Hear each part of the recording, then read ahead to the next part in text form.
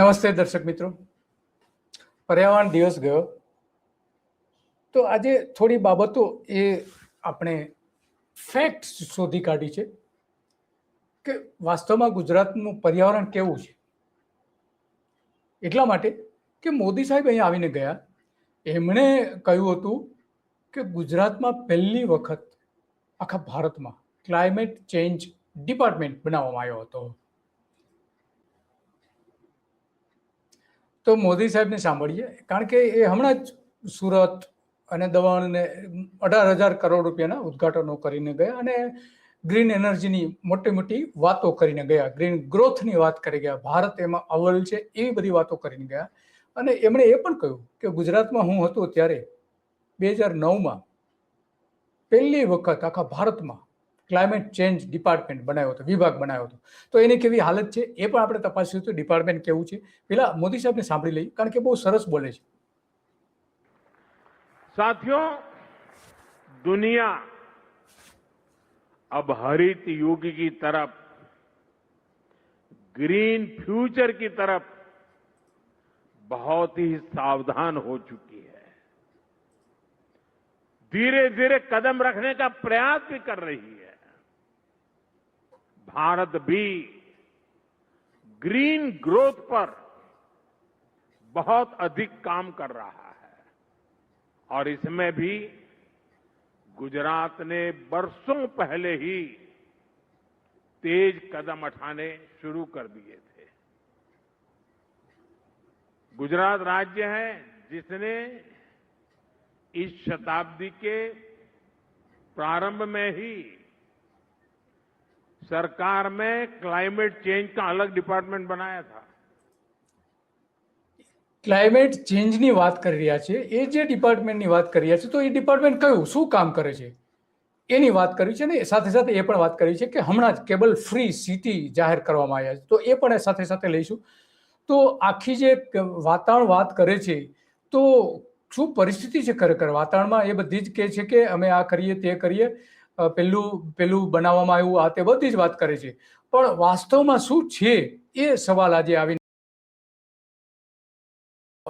મોદી સાહેબ જે વાત કરી રહ્યા છે કે ગ્રીન એનર્જીની બધી જ વાતો કરે છે, ઘણી બધી વાતો કરી એમણે.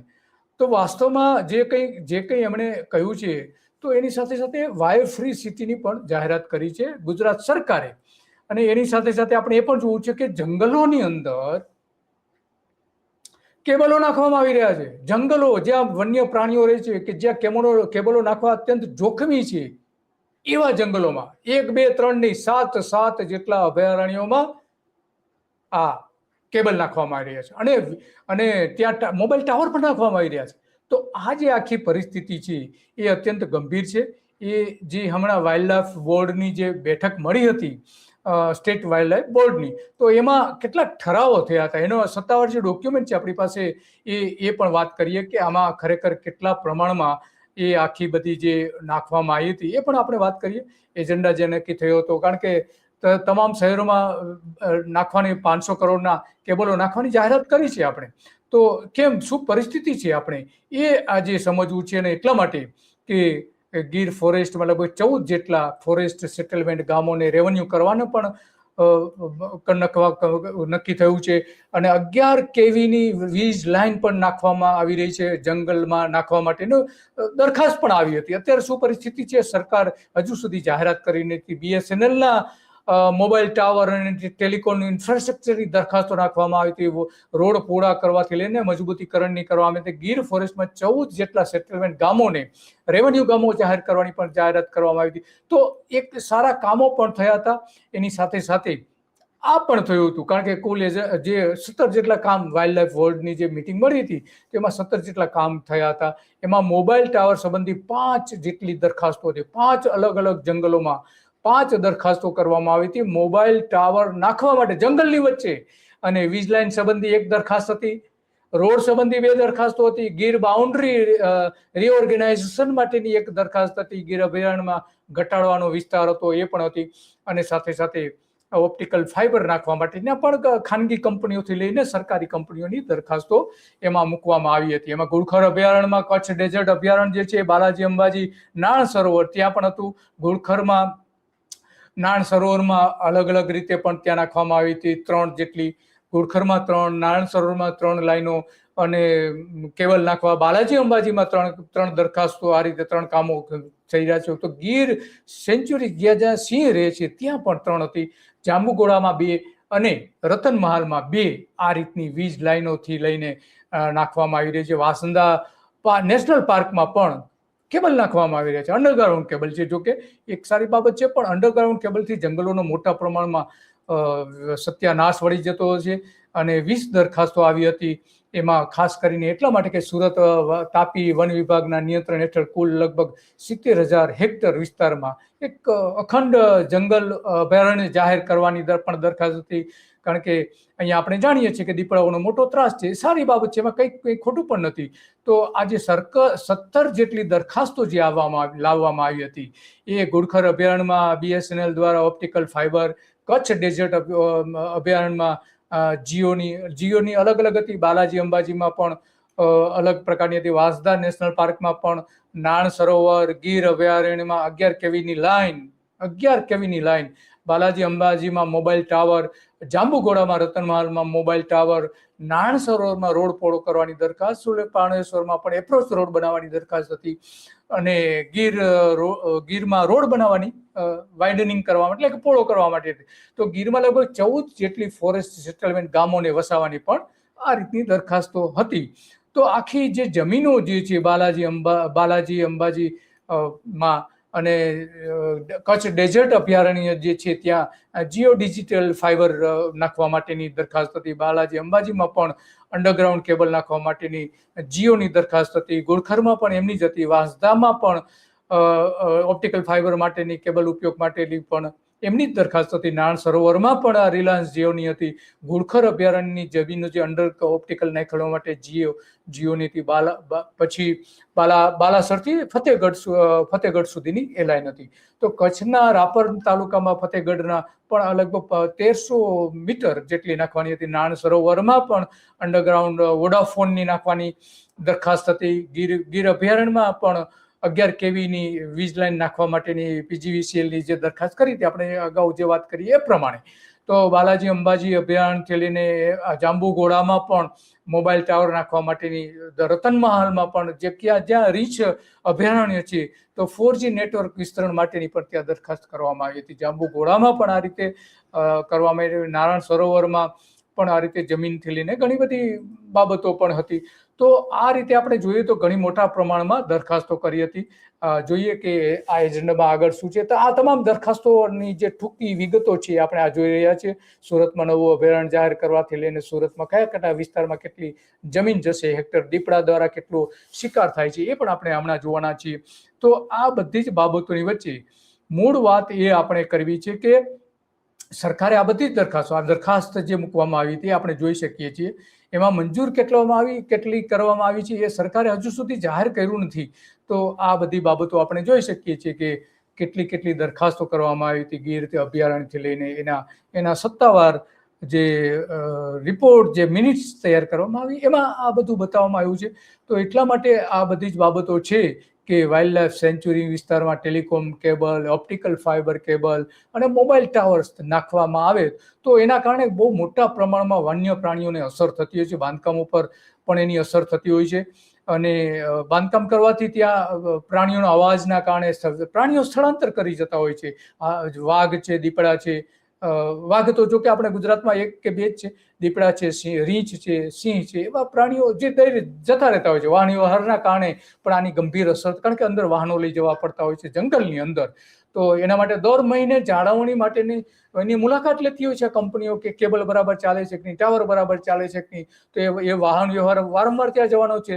તો રોડના અને એ બધા જે આપણે દરખાસ્તો જે છે એ બધી જ બાબતો અત્યંત ગંભીર બની જાય છે કે જો આ દરખાસ્તોને મંજૂર કરવામાં આવે, મંજૂરી આપી દીધી હશે, એમાં ઘણી બધી સરકારે સત્તાવાર કોઈ જાહેરાત કરી નથી. તો રાત્રિ પ્રકાશમાં અવર જવરથી પ્રાણીઓની કુદરતી પ્રવૃત્તિમાં ફેરફાર થતો હોય છે. ઇલેક્ટ્રોમેગ્નેટિક રેડિયેશન જે છે, જેને EMF કહેવામાં આવે છે, તો એનો પ્રશ્ન પણ મોટા પ્રમાણમાં થાય છે. પક્ષીઓની દિશા શોધવાની ક્ષમતા ઉપર અસર થતી હોય છે. મધમાખી અને પરંપરાગત જીવ જંતુઓ જે છે એના વર્તનમાં ફેરફાર થઈ જતો હોય છે. ચામાચીડિયા ઉપર એની કેટલીક અસરો થાય છે. એના પુરાવા પણ ઘણા બધા મળ્યા છે.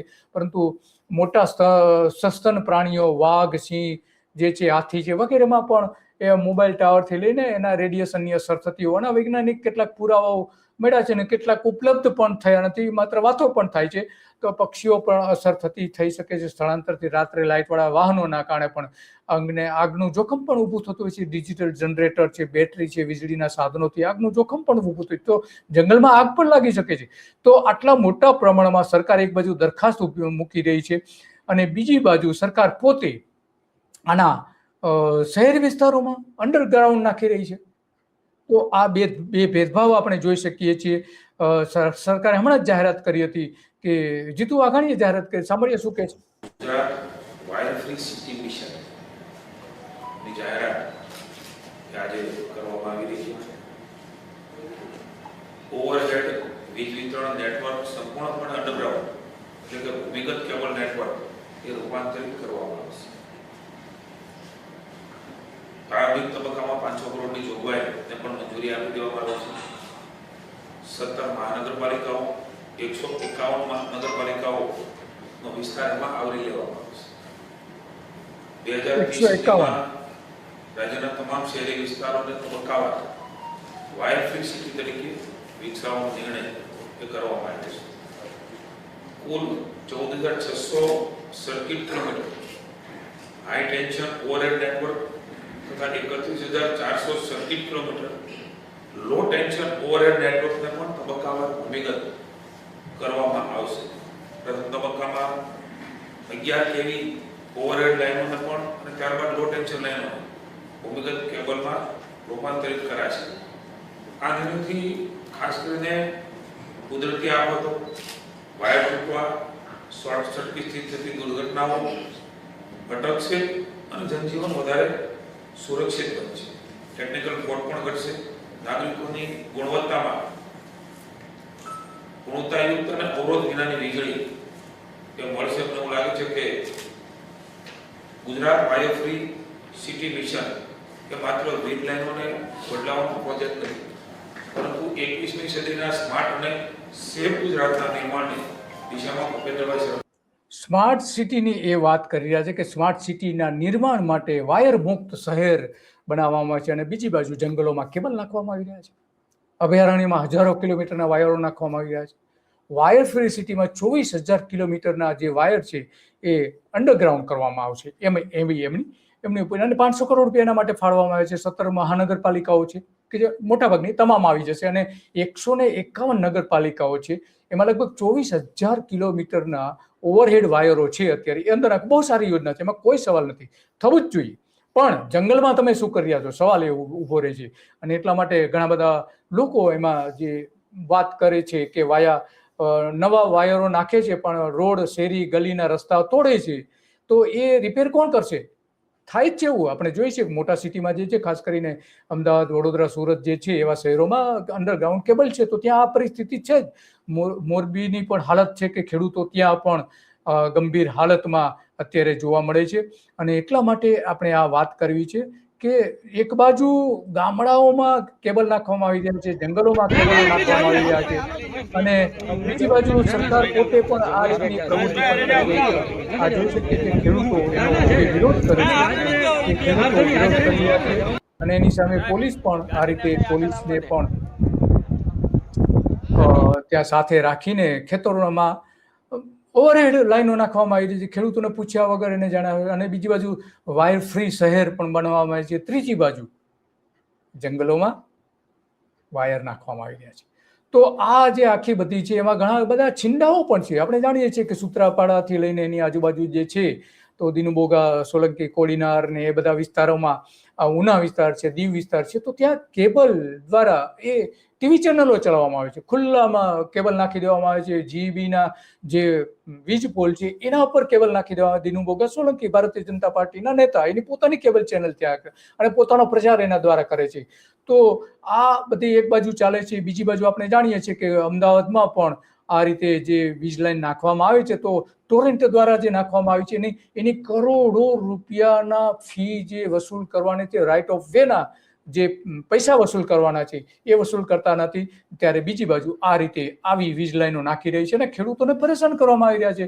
આપણે જોઈ શકીએ છીએ પોલીસના મોટા કાફલાઓ ત્યાં ઉતારી દેવામાં આવે છે અને ત્યાં કેબલ રાતોરાત કેબલ નાખી દેવામાં આવે છે. તો આ કેબલનું જે રાજકારણ છે એ આપણે સમજી શકાય એવું નથી, કારણ કે આ બધી જ બાબતોમાં વન્ય પ્રાણી અભયારણ્યોમાં જે અલગ અલગ પ્રકારના જે ખાસ કરીને જે જીઓના જે નાખવામાં આવે છે એવા 4 અભયારણ્યો છે. 4 ઘોડખર અભયારણ્ય, કચ્છ ડેઝર્ટ, બાલાજી અંબાજી અભયારણ્ય અને નાણ સરોવર, આ 4માં એની નાખવામાં આવી છે. અને અલગ અલગ રીતે બીજી બધી કંપનીઓમાં જે છે એ પણ આ રીતે નાખવામાં આવી રહી છે. તો બીજી બાજુ સરકાર આ જે છે અને સરકાર પોતે પણ આમાં ખેડૂતો જે વિરોધ કરે છે એને ગણકારતી નથી. અને બીજી બાજુ શહેરોમાં જે સામાન્ય રીતે ઓવરહેડ જે વાયરો જે છે એ નાખવામાં આવી રહ્યા છે, તો પછી આ ખેડૂતોને કંપનીઓને કેમ ફોર્સ કરવામાં નથી આવતો? અલગ અલગ જે 2 મોટી કંપનીઓ જે છે અદાણીની, અત્યારે અદાણી નાખી રહ્યા છે, હવે રિલાયન્સ પણ આવવાનું છે, તો અદાણી ઉપર કેમ એને પ્રેશર નથી કરવામાં આવતું કે જે વીજ લાઈન નાખવામાં આવે છે અંડરગ્રાઉન્ડ કેમ નહીં ખેડૂતોના ખેતરોમાં, અને ઓવરહેડ શા માટે? તો આ જે ભેદભાવ જે છે જંગલો પ્રત્યે, શહેરો પ્રત્યે અને ગામડાઓ પ્રત્યે, તો સરકારની નીતિ અત્યારે સ્પષ્ટ છે કે શહેરો માટે કામ કરો, જંગલો ખતમ કરો અને ખેતીવાડીના ખેડૂતો જે છે એના ઉપર અત્યાચાર કરો, એના ઉપર જે જુલમ કરવો પડે જુલમ કરો, પણ અદાણીને ફાયદો કરી આપો, બીજી બધી કંપનીઓને ફાયદો કરી આપો. તો આ અત્યારે ચાલી રહ્યું છે આખા ગુજરાતમાં. અને એટલા માટે આપણે જાણીએ છીએ કે આ જે બધી જ બાબતો ખરેખર સરકાર, અને બીજી બાજુ સરકાર પોતે આજે 5મી જૂન ગઈ તો વન અને પર્યાવરણના લાઈફમાં પણ પર્યાવરણનું જતન માટે મુખ્યપ્રધાન શું કહી રહ્યા છે ભૂપેન્દ્ર પટેલ? પેટ્રોલ બચાવીએ, પાણી બચાવીએ, વૃક્ષો વાવી અને પર્યાવરણ પ્રિય વાતાવરણ બને એના માટેનું આપણે સૌ સાથે મળી અને માનનીય વડાપ્રધાનશ્રીની અપીલને વડાપ્રધાને એક વૃક્ષ માં કે નામ જે વડાપ્રધાને અપીલ કરી છે એની વાત કરી રહ્યા છે. તો બીજી બાજુ શહેરોની અંદર આ રીતે જે કેબલો નાખવામાં આવે છે, તો કેબલો નાખે સારી વાત છે, એમાં કંઈ ખોટું પણ નથી, નાખવા જ જોઈએ. પણ પછી શું, એને ખોદી કાઢવામાં આવે છે, રસ્તાઓ ખોદવામાં આવે છે, એની જગ્યાએ લાઈનો નથી નાખવામાં આવતી, નાખવામાં આવે છે તૂટી જાય છે, અને એના ટેક્સ જે લેવાનો થાય છે, એનો રાઇટ ઓફ વેનું જે ફી લેવાની થાય છે એ માફ કરી દેવામાં આવે છે. અમદાવાદ ટોરેન્ટમાં મોટા પ્રમાણમાં કરોડો રૂપિયાની એની માફી આપી દેવામાં આવી છે. અને એટલા માટે આ બધી જ બાબતો આપણા માટે બહુ ગંભીર બની જાય છે કે સરકાર જે કરે છે એ સરકારમાં ના જે કાટલાઓ છે અલગ અલગ છે, તમામ નાગરિકો, તમામ વિસ્તારોમાં એ જ આપણે જોઈ શકતા નથી. અને એટલા માટે આ બધી જ બાબતો જે છે અને સરકાર જે કરે છે એ ફોરેસ્ટમાં જુદું કરી રહી છે. અને એટલા માટે આપણે આજે વાત કરી હતી કે સરકારના 2 કાટલા આપણે જોઈ શકીએ છીએ અને એમાં સ્પષ્ટપણે દેખાઈ આવે છે કે જંગલોની અંદર વીજ લાઈન નાખી દો, અનેક વીજ લાઈનો નાખવા માટે, અંડરગ્રાઉન્ડ કેબલ નાખવા માટે, ટેલિફોનની લાઈનો નાખવા માટે દરખાસ્તો ઘણી બધી. દર વાઇલ્ડ લાઈફ બોર્ડની જ્યારે મિટિંગ મળે છે ત્યારે ઓછામાં ઓછી 8-10 દરખાસ્તો તો આવી હોય જ છે. એનો મતલબ કે 8-10 વન્ય અભયારણ્યો છે એમાં આ લાઈનો નાખી દેવામાં આવે છે.